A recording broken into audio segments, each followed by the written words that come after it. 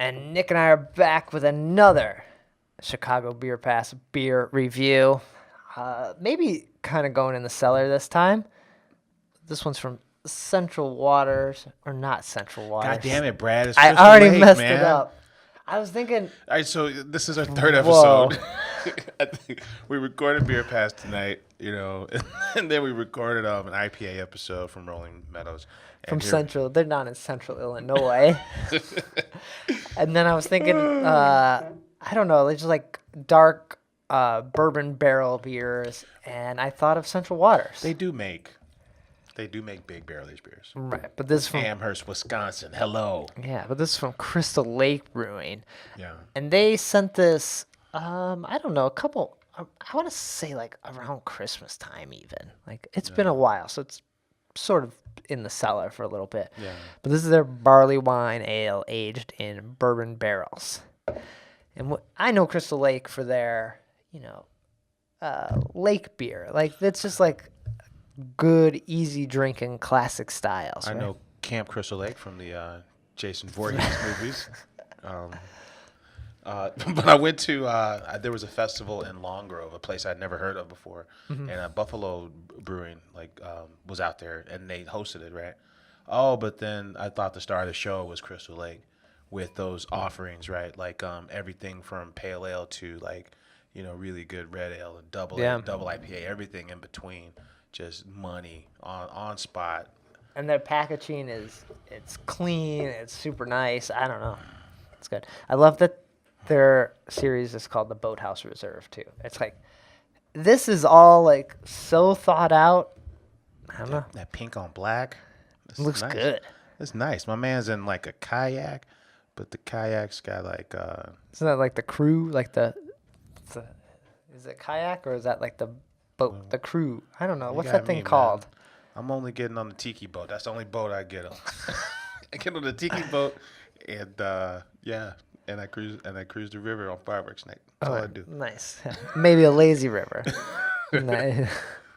But this 10.5% barley wine. Nick loves those barley wines, so I was saving this for you. Oh man, good call on this, man.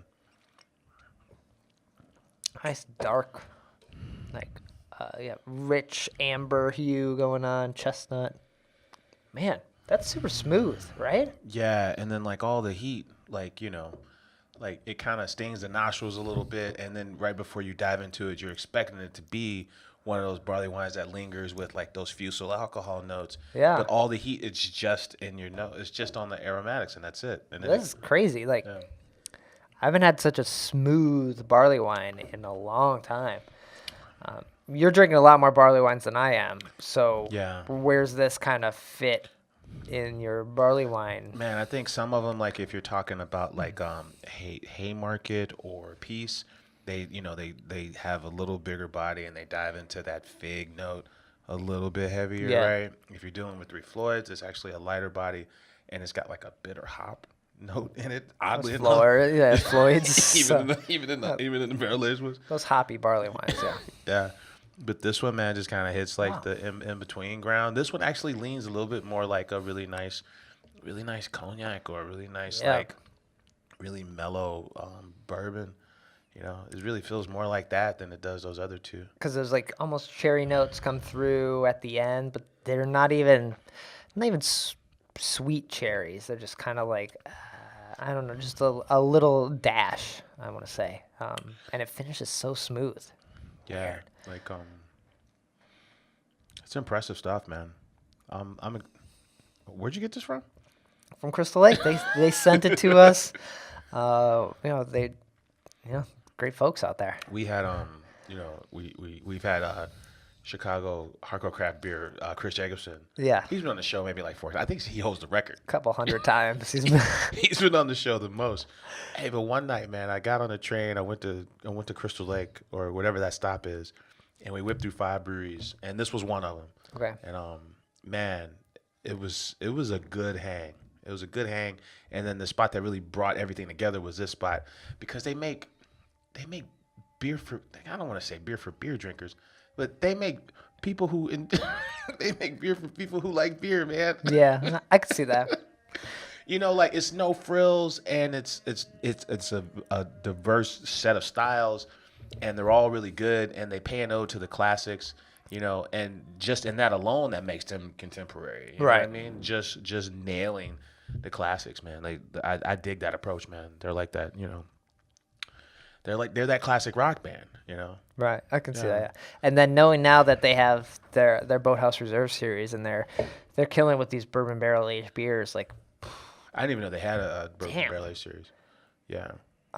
would this, if you're at some like this is, I don't want to discredit this right now, but this Right. is really good. Like at like a Fobab level, would this get lost because it's so smooth and easy drinking? It's almost forgettable because it's so good, right? It's just like it's nice.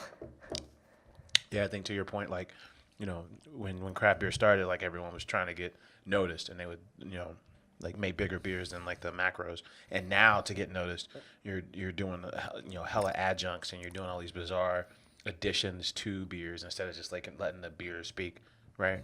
So I mean, in that environment, it would get lost. And then you might see a guy like Lil Steve Hamburg from Chicago Beer Society, and they'll be like, well, you know, I tried this one, so go try that beer. You're right. Right, and then that would be the beer you go get as there's this crazy line for Abraxas, And you're like, right, or a "Damn, that's crazier it." line for Chemtrail. You'd be like, you know what? Go try go try the beer from Jester King, or go try the beer from Crystal Lake, right? Go try the beer from Bourbonnais, like the Dark Secret guys. You know, like I think there's always room for that in the grand scheme. To your point, there's always room for those guys who just say, "Hey, man, we're just gonna get out here and we just make good beer. That's it. Right. None of those, no tricks, no frills. We're just making good beer." Yeah. Yeah. And this one's good. Like I said, I have another Boats House Reserve series that, yeah, we'll have to open up soon before it gets too warm and these bourbon barrel aged beers become, you know, just not as good in the heat. I don't know. You're drinking them all the time, so.